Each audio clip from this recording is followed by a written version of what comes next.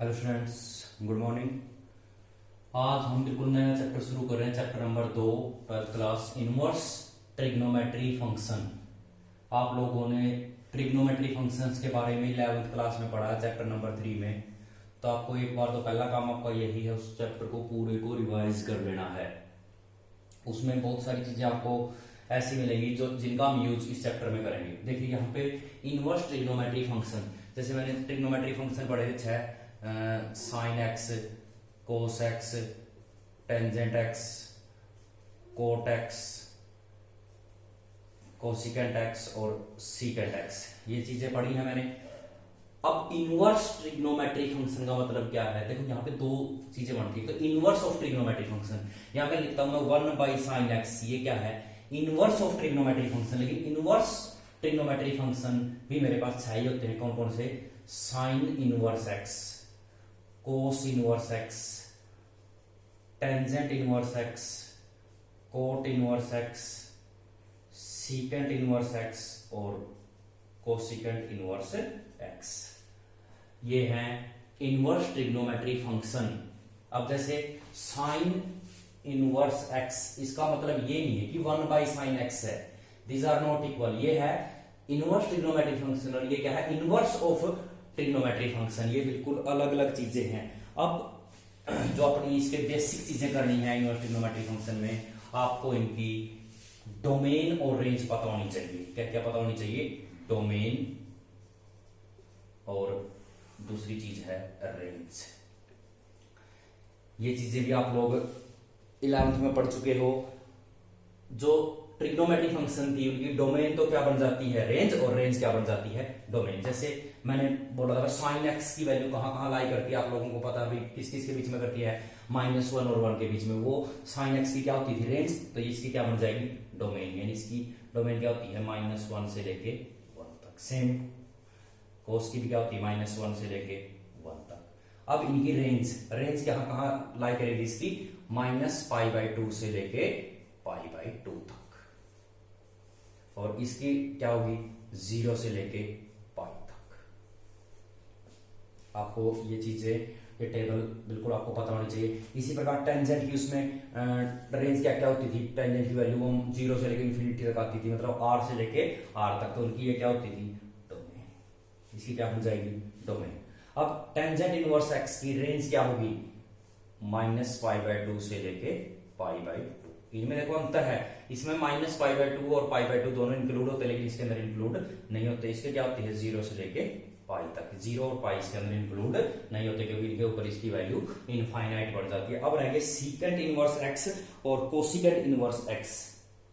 देखिए इसमें क्या होती थी? सीकेंट इनवर्स x की r में से दोनों वैल्यू क्या होती थी? सब्ट्रैक्ट। r में से दोनों वैल्यू मेरे पास क्या होती थी? सब्ट्रैक्ट। यानी r -1 ऑफ 1 और r -1 ऑफ 1। ये इसकी सीकेंट x की और कोसिकेंट x की क्या होती थी? पहले रेंज। तो इसमें इनवर्स की क्या बन जाएंगी? डोमेन। तो इनकी रेंज क्या होगी? सेम एज इट इज, यानी -π/2 से लेके π/2 होगी। बट इसके अंदर जो 0 है वो इंक्लूड नहीं होगा। इसके अंदर क्या होगा? 0 से लेके π/2 होगा, क्योंकि ये किसका उल्टा होता है? साइन का। ये किसका उल्टा? सॉरी अपन है, एक सेकंड। यहां पे क्या है? कोसिकेंट इनवर्स x और यहां पे क्या है? Secant inverse x।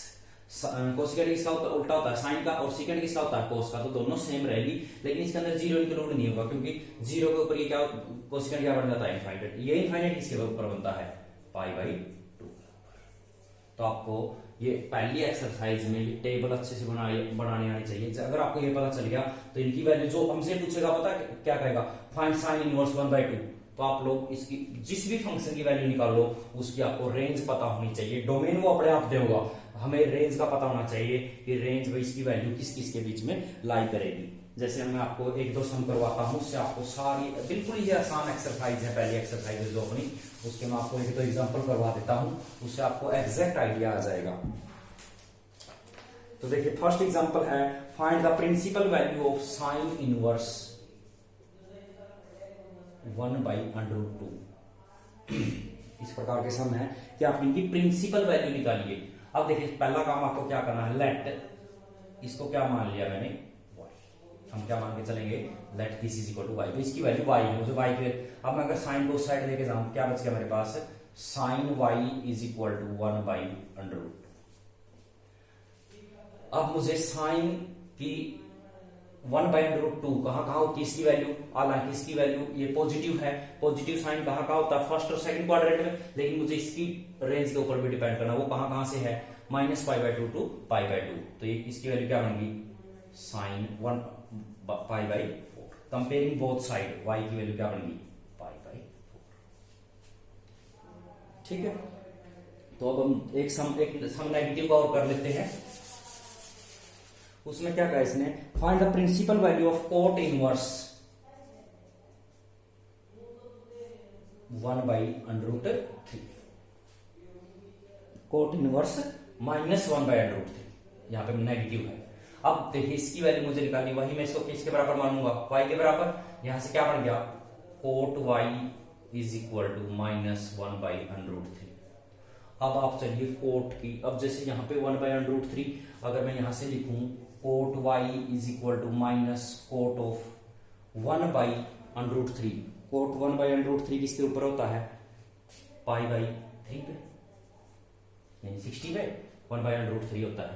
अगर मैं यहां से कंपेयर करूंगी y इज इक्वल टू -π/3 पे, कोट से कोट कैंसिल, लेकिन गलत हो गया ना, क्योंकि कोट की आप रेंज देखिए, range of cot inverse x is, क्या थी कोट इनवर्स x की रेंज, 0 से लेके ये थी ना, नेगेटिव वैल्यू तो नहीं आएगी। अब मैं इसके अंदर कुछ चेंज करूंगा, तो इसको देखिए क्या क्या लिखना है, अगर मैं इसको अगर ऐसा लिख दूं, कोट π-π/3, यहां पे +1 का काम यूज हुआ है। सोल्व द इक्वेशंस वाली एक्सरसाइज आई होगी 3.4, उसमें आप लोगों ने किया होगा, कोट π-x, देखिए किसके बराबर होता है, कोट π-x, यानी कोट x ऐसे का ऐसा रहेगा, कौन सा क्वाड्रेंट हो गया, सेकंड में कोट किसका होता है, नेगेटिव, तो माइनस कोट, यानी माइनस कोट π/3 को क्या बनेगा, कोट π-π/3। तो ये देखिए किसके बराबर बन गया, कोट 2π/3। आप कंपेयर कर दीजिए, तो y की वैल्यू क्या बनेगी, 2π/3। देखिए इससे बिलोंग कर रही है, ये वैल्यू कर रही है, हम आसानी से कर सकते हैं। अगर देखिए यहां से मैं करता कि कोट से कोट मैंने न्यूट्रलाइज कर देता, तो y की वैल्यू में -π/3 रख देता, तो मेरा पूरा सम क्या हो जाता, गलत। एक दो सम और करते हैं, देखिए एक्सरसाइज का, ये दोनों एग्जांपल थे। नेगेटिव का ही कर लेते हैं, क्योंकि पॉजिटिव में आपको प्रॉब्लम नहीं आएगी। मुझे दे गया find the value of tangent inverse -1। ठीक है, तो मैं इसको क्या मानना, y, तो यहां से क्या बन गया, tangent y is equal to -1। ठीक है, कोई दिक्कत नहीं। तो यहां से क्या बन गया, tangent y is equal to -1 किससे बराबर होता है, टेंजेंट π/4 पे। अब देखिए लिखने का, तो इसको मैं π-π/4 भी कर सकता हूं, π-π/4 बन गया 3π/4, लेकिन टेंजेंट की रेंज देखिए, range of tangent inverse is क्या है, -π/2 टू π/2, यस और नो है। अगर मैं इसको लिखता हूं टेंजेंट π-π/4, तो टेंजेंट 3π/4, लेकिन 3π/4 तो इससे बिलोंग ही नहीं कर रहा, तो हम इसको डायरेक्ट कंपैरिजन करके क्या लिख सकते हैं, y इज इक्वल टू -π/4, क्योंकि ये चीज इस चीज से बिलोंग कर रही है। रेंज के ऊपर भी डिपेंड करेगा, अगर पहले ही इसमें क्या आ जाए, ऐसी चीज आ जाए कि वो डायरेक्ट उससे बिलोंग कर रही है, तो हम डायरेक्ट उसकी वैल्यू पुट कर सकते हैं। लेकिन अगर मेरे पास आउट ऑफ रेंज चली जाए, तो मुझे इसके अंदर कुछ ना कुछ चेंज करना पड़ेगा। जैसे हम इसकी 10th एक्सरसाइज करेंगे, सेकंड एक्सरसाइज करेंगे, उसमें और फार्मूले क्रिएट होकर चलते रहेंगे। उसके बाद हम इस एक्सरसाइज का एक सम और कर देते हैं, ये पूरी एक्सरसाइज आपको अच्छे से क्लियर हो जाएगी। एग्जांपल हम कर चुके हैं, तो सम और कर देते हैं। जैसे सम नंबर 12, इसमें क्या कहा इसने, find the value of cos inverse 1/2 plus में 2 साइन इनवर्स 1/2। देखिए इसमें क्या कह रही है, दो का कंबाइन, अब तक जितने भी सम आए उसमें अलग अलग पूछा था, तो इसका सबसे आसान तरीका, इसको क्या मान लिया मैंने, x, और सिर्फ इस चीज को क्या मान लिया, y। तो मुझे देखिए ये चीज इसमें बदल गई x प्लस 2y में, मुझे x और y की वैल्यू निकालनी। तो यहां से देखिए लेट कोस इनवर्स 1/2 क्या मान लिया मैंने x, तो यहां से कोस x की वैल्यू क्या बन गई 1/2। अब 1/2 कोस x किसके बराबर होता है कोस π/3 पे, कोस 60 पे। ये 10th में भी पता है आपको, +1 में भी आप लोग पढ़ के आए हो। यहां से क्या बन गया sine y is equal to 1/2। Sine 1/2 किसके बराबर के ऊपर होता है π/6 के ऊपर, 60 के ऊपर होती है वैल्यू इसकी। तो यहां से कंपेयर कीजिए, x की वैल्यू क्या बन गई π/3, यहां से y की वैल्यू क्या बन गई π/6। ये दोनों की दोनों वैल्यू पुट कर दीजिए। x की वैल्यू क्या आई मेरे पास π/3 प्लस में 2 इंटू में π/6, तो इससे काटा मेरा क्या है 3, π/3 प्लस में π/3 2π/, तो आपको एक्सरसाइज 2.1 है मेरे पास, बिल्कुल स्मॉल सी एक्सरसाइज है, 10-15 सम है, इसमें छोटी छोटी वैल्यूज होगी। जैसे इसमें एक दो सम कंबाइन का है, एक दो एमसीक्यू टाइप के, उसमें मे बी 15 सम है, 14 to 15, वो आपको अच्छे से कर लेने हैं। आपको ये बिल्कुल यूट्यूब के ऊपर हम 3rd और 4th चैप्टर जो हमने किया है वो मैंने पूरे के पूरे आपको यूट्यूब के ऊपर दे दिए हैं, वहां से आप लोग कर सकते हो। अब हमारा 2nd चैप्टर है, जिन बच्चों ने 3rd 4th नहीं किया है एक बार उसको स्टॉप करके 2nd चैप्टर को अभी कंटिन्यूटी से स्टार्ट कर लीजिए। इसके बाद इसमें सिर्फ एक एक्सरसाइज बच गई, उसमें हम 2 दिन और लगाएंगे। Thank you, have a nice day.